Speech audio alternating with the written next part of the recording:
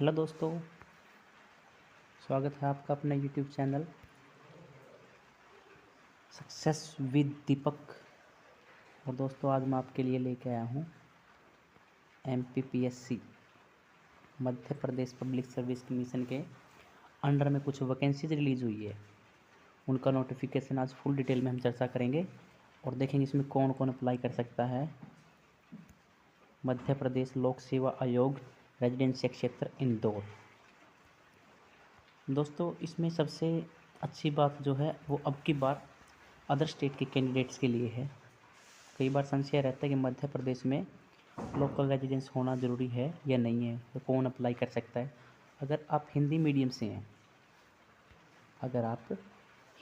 से हैं तो आपके लिए अच्छी अपॉर्चुनिटी है। अगर आप हिंदी मीडियम से हैं आपके लिए एक अच्छी अपॉर्चुनिटी निकल करके आई है। राज्य सेवा परीक्षा 2025 और प्रारंभिक परीक्षा की जो आपकी तिथि होगी वो होगी फरवरी माह में 16 तारीख। और आपके एप्लीकेशन फॉर्म जो लास्ट डेट है वो है 17 जनवरी। अगर आप अप्लाई करना चाहते हैं तो इसमें आप अप्लाई कर सकते हैं। जो बाहर के कैंडिडेट के लिए सबसे अच्छी चीज़ है वो आपको मैं दिखा दे देता हूँ। ये देखिए दोस्तों,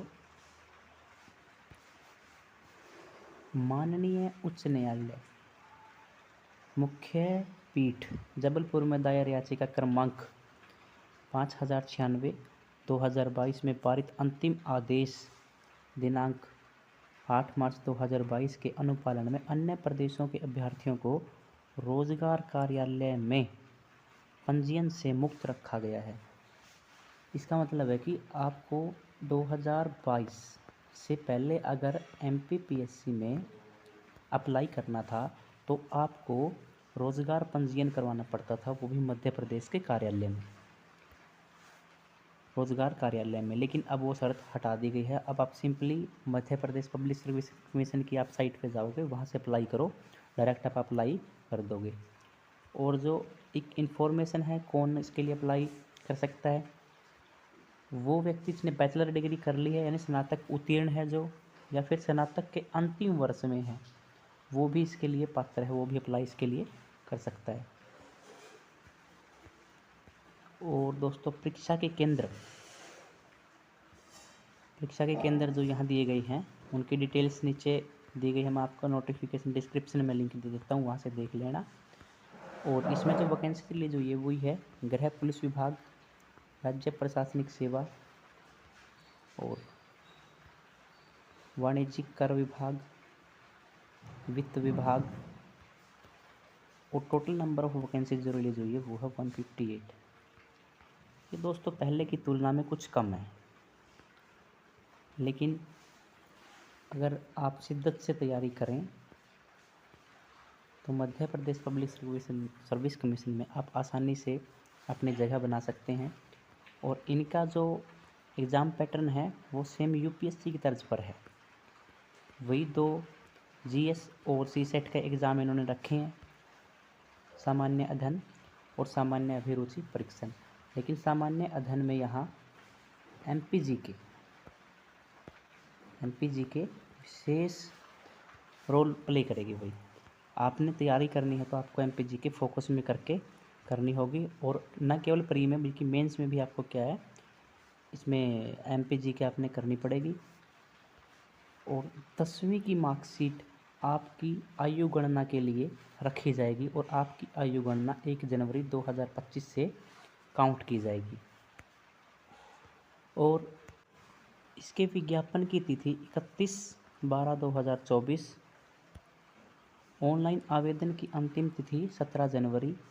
और त्रुटि सुधार के लिए आप 8/1/2025 से 19/1/2025 के बीच में अपना त्रुटि सुधार भी कर सकते हैं। लेकिन हर त्रुटि के लिए आपको 50 रुपये पे करने पड़ेंगे, इसलिए अपने फॉर्म को भरते समय कोई भी त्रुटि ना करें। प्रवेश पत्र की उपलब्धता 11 फरवरी को आपको अपना एडमिट कार्ड मिलेगा। और प्रारंभिक परीक्षा की तिथि 16 फरवरी है, ये मैंने पहले भी डिस्कस किया है।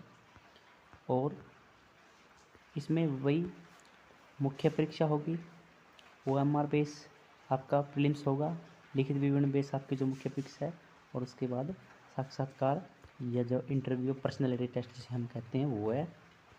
और इसमें ये रहे प्रारंभिक परीक्षा के प्रस्तावित शहर, यानी आपके एग्जाम सेंटर कहाँ होंगे।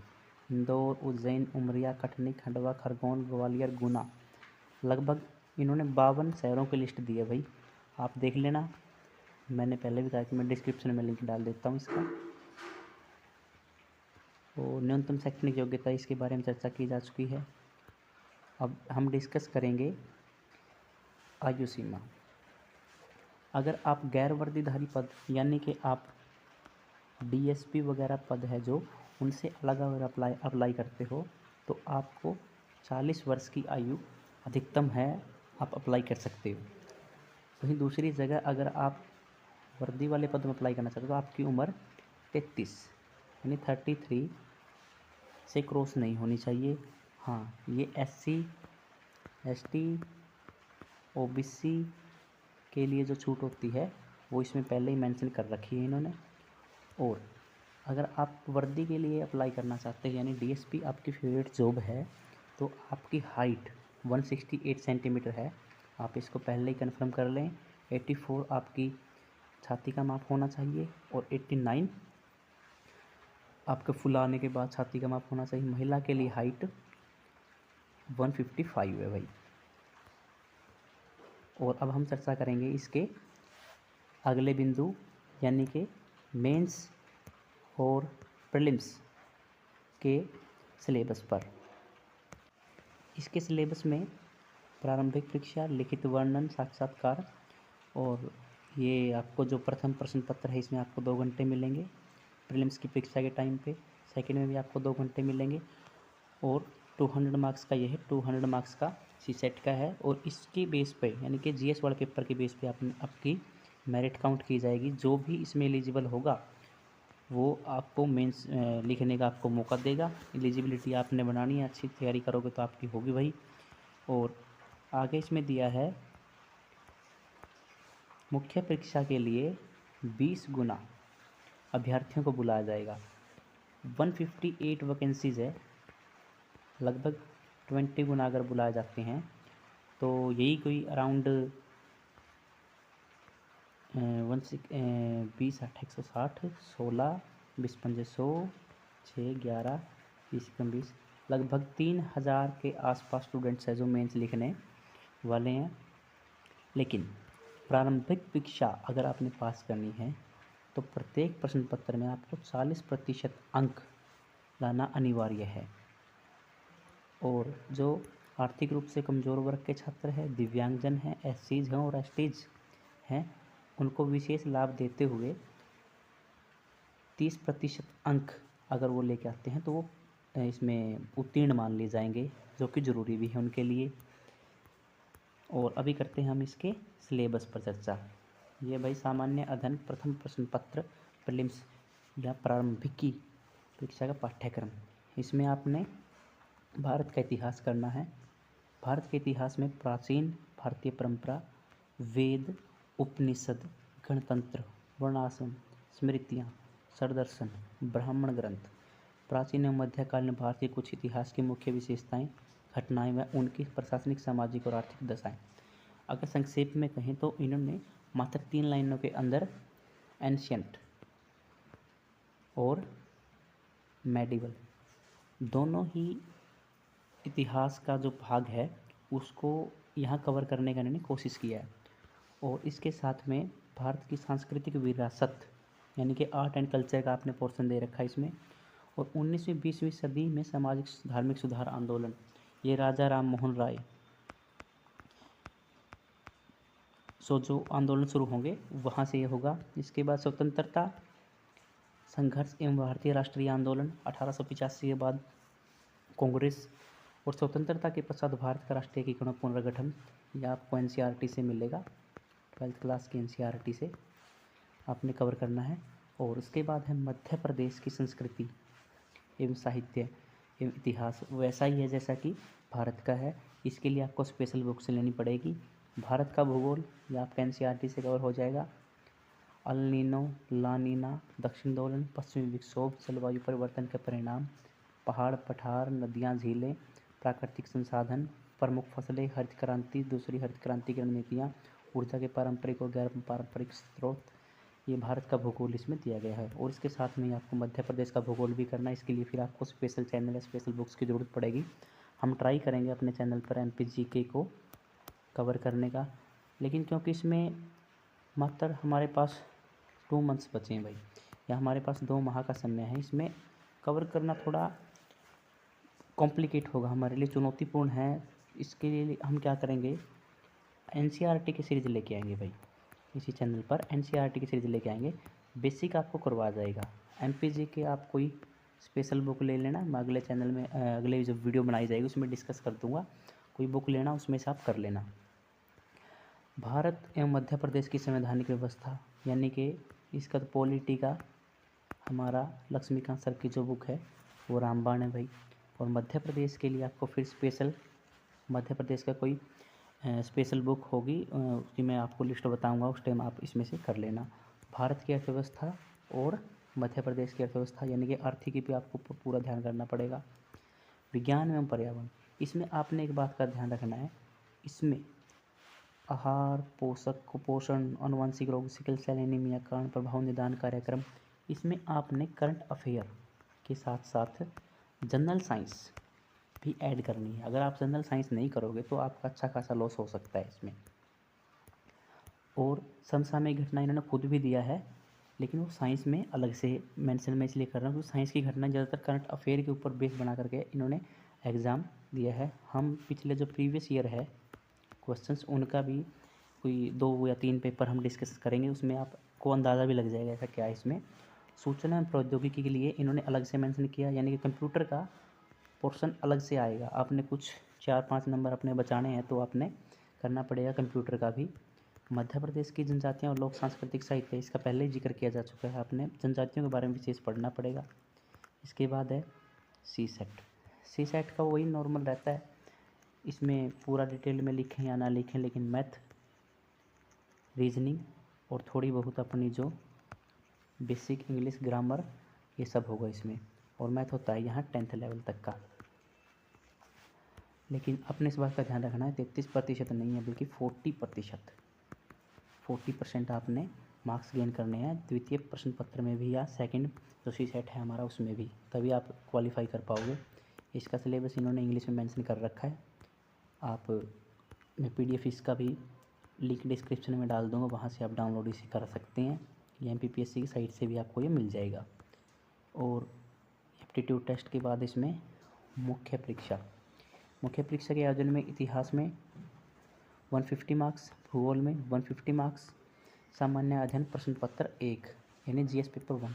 GS पेपर 2 में आपका जो आएगा वो आएगा राजनीति विज्ञान, समाजशास्त्र, 150 मार्क्स दोनों, हिंदी व इंग्लिश बोथ मीडियम रहेगा आपके पास। आप जो विकल्प चूज़ करेंगे उसमें आप अपना एग्ज़ाम दे सकते हैं और 3 घंटे की परीक्षाएँ होंगी। GS प्रश्न पत्र 3 में आपको मेंस की परीक्षा में अर्थशास्त्र, विज्ञान, तकनीकी मिलेगी। इसमें फिर मैं आपको बता देता हूँ जनरल साइंस पे थोड़ा सा जोर रहता है। चतुर्थ पत्र ये आपका UPSC से मैच करता है। आपका जो केस स्टडी, दर्शन शास्त्र, मनोविज्ञान, लोक प्रशासन, ये अलग से है भाई। ये किसी स्टेट पीसीएस में आप दोगे तो मध्य प्रदेश में ऐसा देखने को मिला है खास, और या फिर RAS में, राजस्थान एडमिनिस्ट्रेटिव सर्विसेज में भी है, और स्टेट पीसीएस में ऐसा कुछ है नहीं भाई। और 3 घंटे का आपका ये एग्ज़ाम रहेगा, हिंदी और इंग्लिश।